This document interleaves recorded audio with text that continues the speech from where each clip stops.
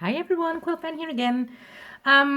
No beautiful, gorgeous background this time, but I hope for this to be kind of a quickie, at least for my standards. Because the last couple of comments on different of my videos that I got were about how I edge and trim my decks. And because I'm just at it right now, doing the Victorian Romantic, I thought I might as well show you because why not? So I'm going to trim and edge this deck, not all of it obviously on camera, and we can have a little chit chat, I think. So I already have a video up on how, at least I think, how I edge my decks. Maybe I have even some trimming in it. I cannot remember right now. But it's about specifically how I edge my decks with ink pads. So I will link to that in the eye in the sky. So you can watch that if you're interested. So what I prefer to do now actually is using markers. So Sharpies, eddings. I usually prefer chisel tops, but cannot always get them. So for the Sharpie right now, it's a very standard, I don't know, point. I also use, like I have different colors. I tend to use, at least for a bit, oh, let me grab it quickly, the Winsor Newton markers, which I like. I have the Winsor Newton metallic range as well, which is packaged like this. But you can only get you cannot get these pens individually, or these markers individually, like the metallic range. So I stepped away from it and bought the Sharpies because you can actually buy these individually. I also have these little pencils that I like to use in different colors. So this is actually what I'm using. So I usually just simply make do with what I have because I don't like buying new stuff right now for this because I want to spend my money on other things. So that's just how it is. Why lying? Okay, so what I want to do with this deck is I want to trim it to the picture only, and not only picture, but also I want to leave the title. And when I edge it, I want to keep, I don't know if you can actually see it, I want to keep this very, very, very teeny tiny silver line around it to have it kind of still, I don't know, I want it to still have a teeny tiny frame for the picture without having like the huge white borders. Actually, it's a lie. I wanted to keep part of the white borders. I actually wanted originally to trim it to, there's a very, very small golden line here, and I wanted to trim it to that and leave the little white space next to it, and then fill this one in with a silver Sharpie, and it went horribly wrong. I nearly ruined, whoop, I'm sorry, nearly ruined my deck. But I will talk about this later. Okay, to the trimming. You can use a lot of things to trim cards. I prefer scissors. I preferred these kinds of scissors, but you can also use, I don't know, knives and cutters. You can prefer cutting boards. You can prefer or use like guillotines. There's a lot you can do. You have to find your own style. You have to find your own tools, what suits you best. I prefer scissors again. I prefer these kinds of scissors. These are scissors you can buy specifically to cut fabric, because I love the long blade. I love how it's kind of straight with the handle. So it's not like you don't have like the handle going all the way down. So it's easier for me to use. And again, you need long blades, so you don't have to do so much cutting, actually, so much cutting motion, because the less cutting motion you use, the like fewer risk you have to screw up.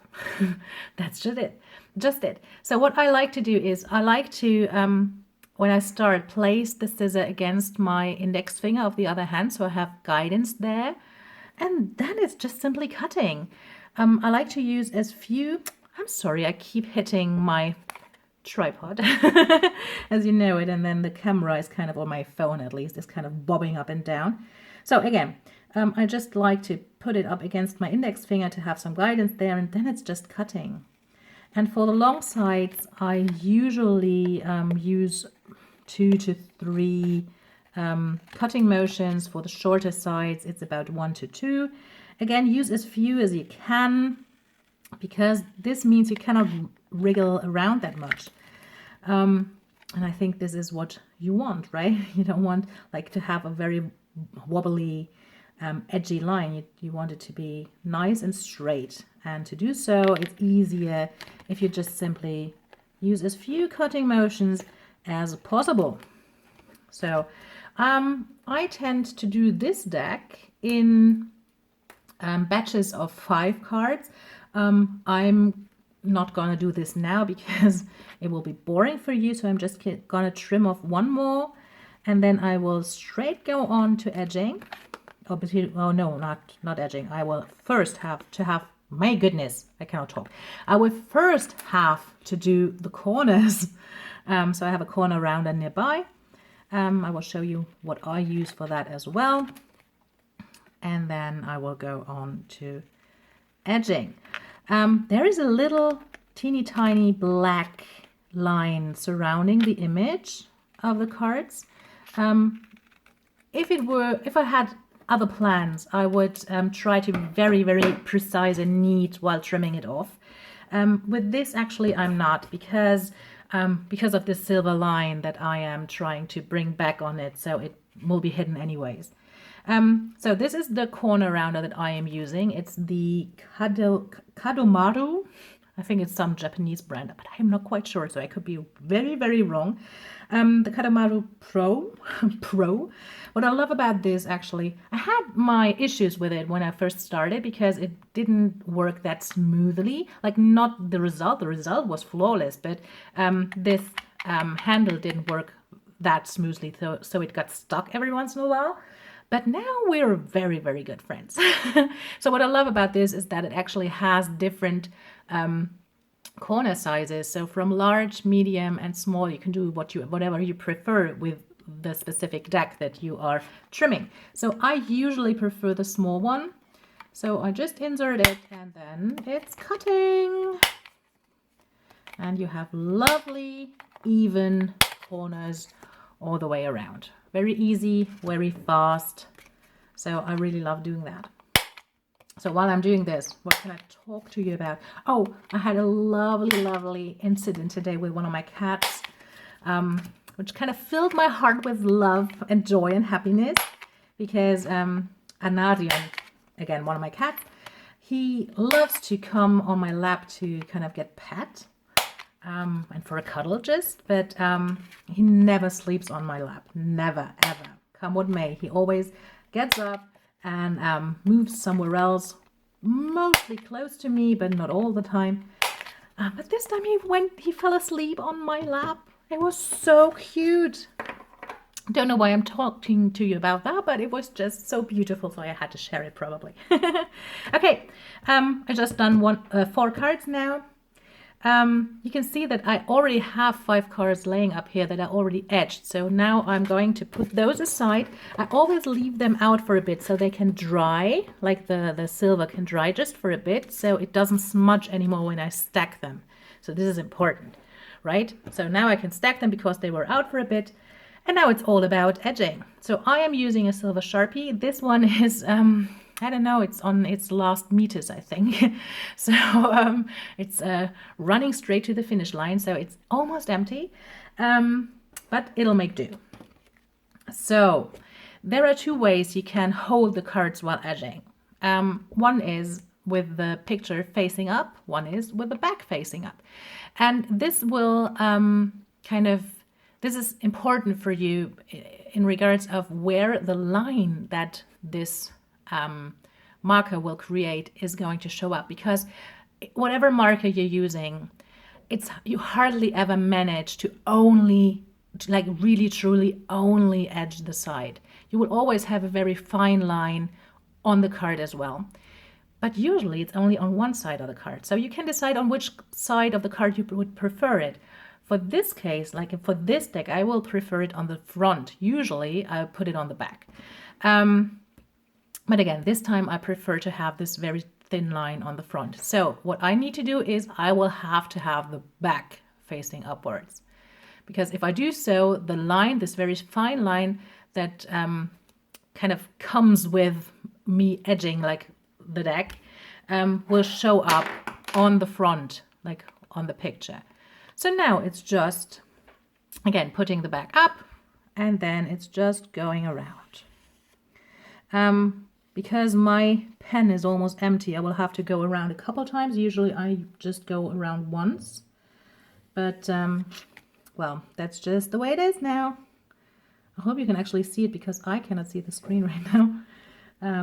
But yeah, it's just going around the cards. It's easier to show if edging black, but it's the same technique, so it's very, very easy. You just simply go around the cards.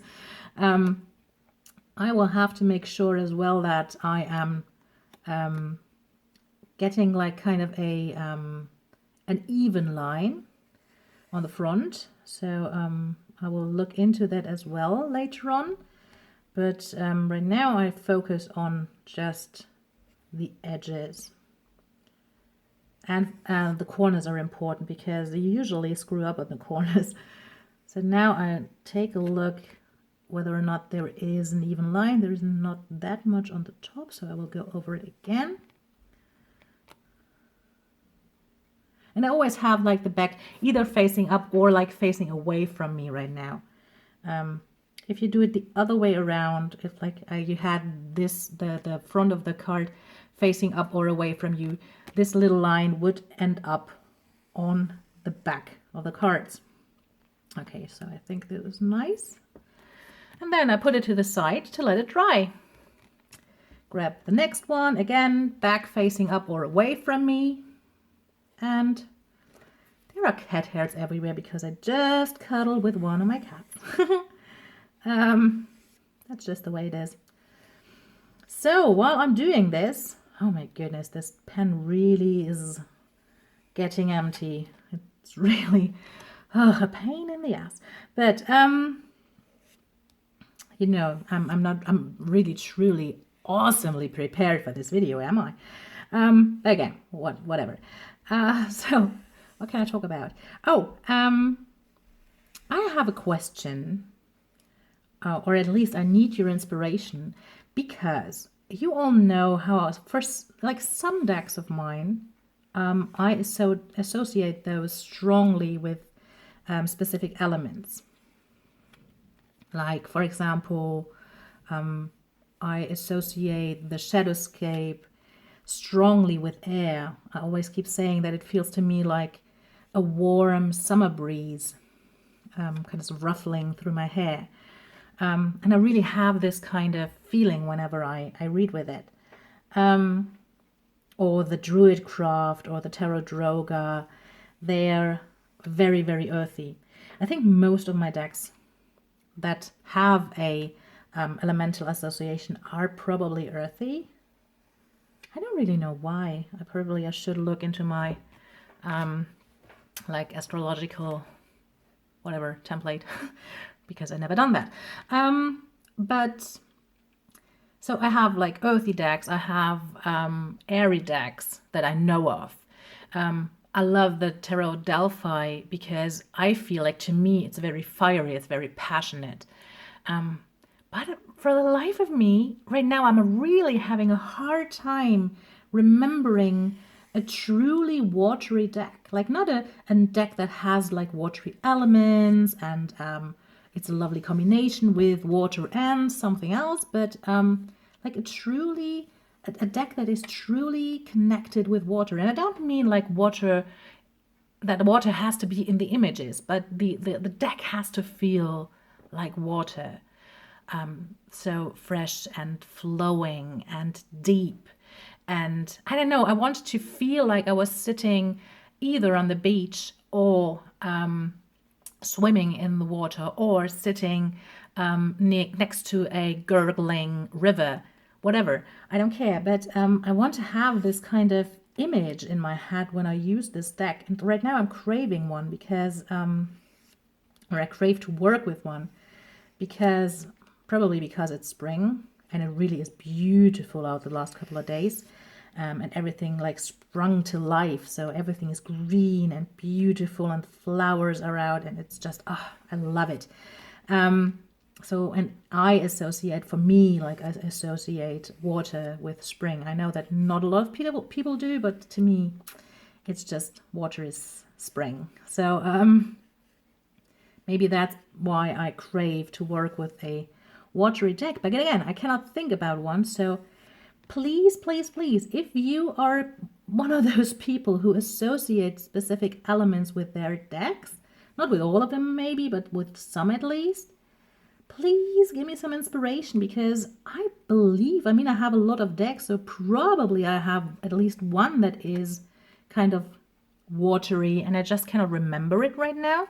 So if you have an idea, please leave a comment in the comment box below, because I am really curious and I really want to work with again, I really want to work with a watery deck. Okay, I will do this one off camera because it just is such a long process right now because this pen is getting empty. But you can see how this works. You see that there is this very, very small silvery line on the edge. This is how the deck is going to look like. About the deck itself, I think you have seen quite a lot of unboxing videos recently. There are quite a lot of up on YouTube. I haven't really watched that many actually, because I haven't watched that much YouTube videos recently, but I know that they were popping up in my feed, so I have to watch them still. What I can say about this deck, I am not over the moon with the cardstock. I have to say that. I think it's okay. But I think I probably simply expected more, because I know that the Russian version of the Victorian Romantic is like this. It has to be the bomb. I don't own it, but it has to be like amazing in cardstock. So it's not that great, but it's okay. You can shuffle it. You can riffle shuffle it. It's okay. I think I like the metallic overlay. I think it's very cheesy and it's very kitschy. But I don't own a deck like that, so I don't mind. So I think it's definitely something I never had before, so I like it. I today just started looking at the aces, or usually whenever I trim or edge a deck, this is the time when I truly look at the cards for the first time. So I did today, and oh my god, the Ace of Wands and the Ace of Cups are stunning! And there are a couple wonderful, brilliant, my goodness, I should stop hitting my tripod. Beautiful cards. Other cards in this deck, so it's very, very gorgeous. Haven't really worked with it yet, so I cannot tell you about that much. I would have loved for the colors to be a teeny tiny bit more vibrant, but it's nothing. I'm not really complaining here. Don't get me wrong. I think it's probably not even the colors, because if you hold the I cannot remember what's on the front of the box, actually. I think it's one of the queens. But if you hold the same card next to the box, you can see that it's almost the exact same colors. But it feels a bit more muted down, and I think maybe that's because of the finish. I don't know. But it's gorgeous. It's beautiful. I am looking forward to working with this deck. In regards of element, I am not quite sure yet where to put this, or if I am going to put it with a specific element in my mind, because I haven't worked with it yet, so I don't know about its voice. We will see. So yeah, I wanted this to be a shorty. It's almost 20 minutes now. I'm sorry for that. But I hope you enjoyed it anyways, and it's quite, I mean, it's still kind of short for like my standards. So that's it. I just hope you're all having a beautiful, gorgeous, lovely day, a lovely weekend. And just, I don't know, I hope you're all doing great. And that's it. See you next time. Bye.